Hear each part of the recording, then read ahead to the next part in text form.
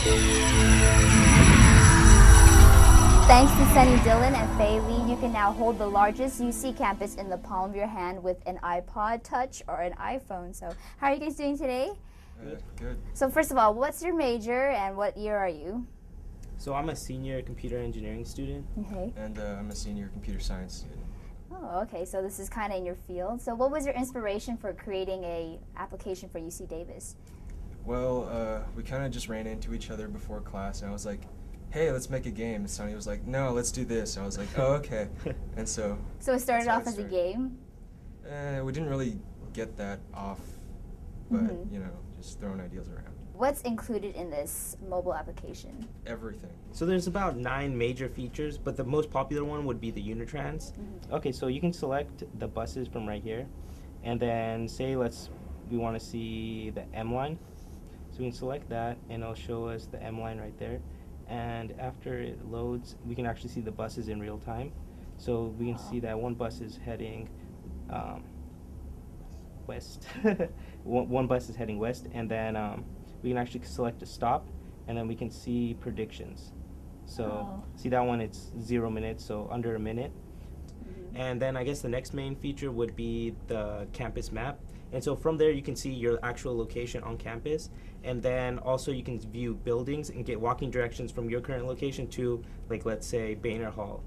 How accurate is it? Is like 10 feet accuracy? Or? It depends on how long it has to get a fix on your position. So it could get within about 5 feet if you held it for a long time. So students can never get lost again with this app, pretty much. So what makes it different from, for example, just typing in something from a UC Davis search? So this is the directory search, and you can search for anybody on campus. So let's say if we're going to email Nicki, we can search for her and then email her from within the app.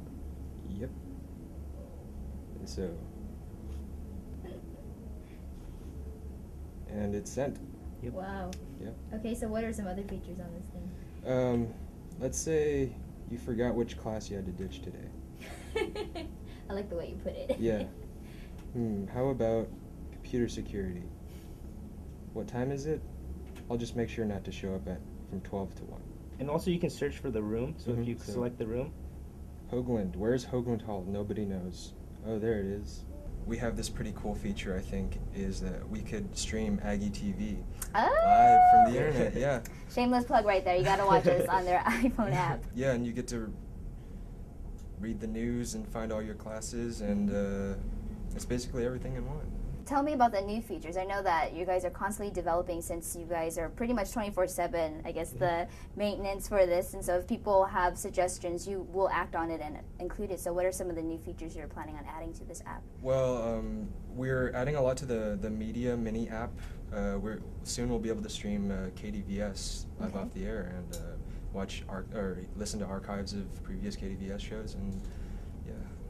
So we actually plan to put the Coho menu and maybe the Silo menus on here as well as the campus recreation. And also, like, we're looking into adding like more features for the buses. So right now you're not really able to search for the bus stops. So we're adding the ability to search for bus stops and maybe the open courses list and maybe local businesses. So if you want to find reviews for, like, let's say like Chipotle or Guadalajara, you can find reviews from within the app. Okay, so kind of streaming in the Yelp kind of part into this app. All right, now my question is, I don't know how you're going to be able to explain it in layman terms, but how did you go about making this and creating this app?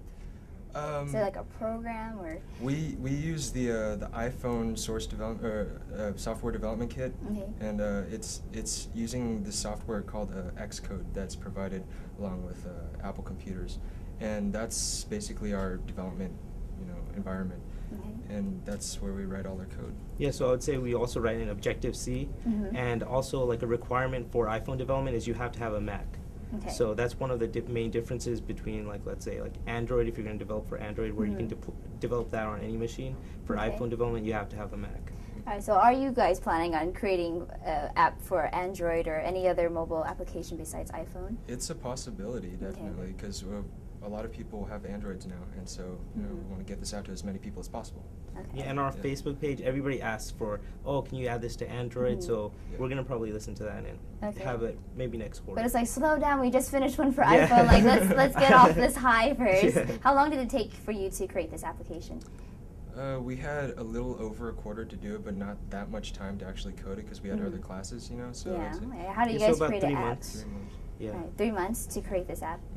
All right, and right now it's free to all students, so that's something very exciting to all UC Davis students. Are you planning on keeping this free forever, or is this a limited time deal? So we have no plans for really charging for it because we know students it's tight with the budget crisis and tuition increases, so we have no plans from increasing it from free.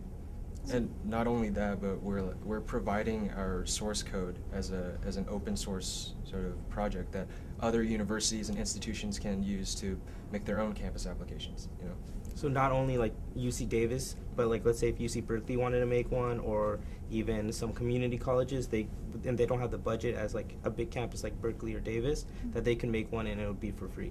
All right. So what's next for you two? I'm pretty sure you guys are getting hit up by all these new stations and companies who want you on their team to develop for them. So what's next for you two? We're working on a pretty cool project with Pixar and Disney.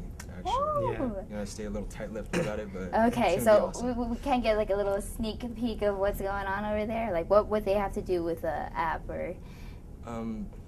Yelp has a secret feature for the newer iPhone models called augmented reality, where you just hold your camera up or your phone up to say a store, and it'll give you details, ratings, and so on and so forth. Oh, wow. Yeah, and so kind of like the Amazon iPhone app, where you can take a picture of something and they'll tell you where to buy it. Yeah, similar to that. And we're actually going to probably implement that into the UC Davis app as well. Oh. So. Yeah. Well, perfect. Well, everybody at UC Davis should get the UC Davis app created by our very own UC Davis students. Thank you so much for your time today, and congratulations and good luck with all your future endeavors. Thanks.